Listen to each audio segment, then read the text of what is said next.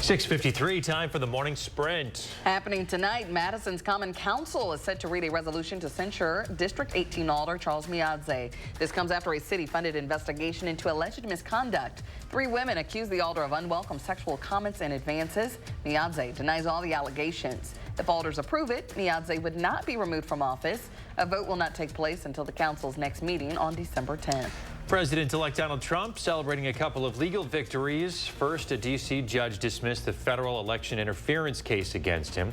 It's after special counsel Jack Smith said it should be dropped. Smith also requested that Trump be removed from the Florida federal documents case. That's currently on appeal. Trump has still unresolved cases in New York and Georgia. Meanwhile, President-elect Donald Trump says he will impose sweeping new tariffs when he takes office. This will affect goods from Canada, Mexico, and China.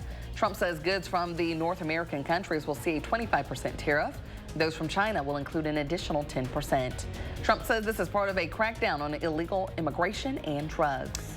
Today, a man guilty of a deadly downtown Madison shooting will learn his fate in court. 19-year-old Julius Jones pleaded guilty in July to first-degree reckless homicide in a shooting that happened last year in June on East Dayton. 2 other men are charged in the case as well. Jones's sentencing is scheduled for 1:30 this afternoon. The Dane County Sheriff's Department is ramping up efforts to increase language access. They say the goal is to provide the same level of service to everyone without language getting in the way. Steps include specialized language access, training for staff, a certification process to properly confirm and compensate staff that are multilingual, and expanded use of audio and video interpretation services. The DNR rolling out the new 12-month state park admission passes next week. The new passes will be valid for an entire 12 months after you buy them. Previously, it was valid for the year that it was bought. The pass will be marked to indicate the month and year it will expire, and will be valid until the final day of that month.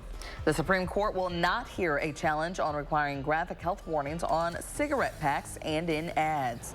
A 2020 Food and Drug Administration rule requires the health warnings. Several major tobacco sellers sued. They argue the warnings violate the First Amendment and that the agency violated federal rulemaking procedures.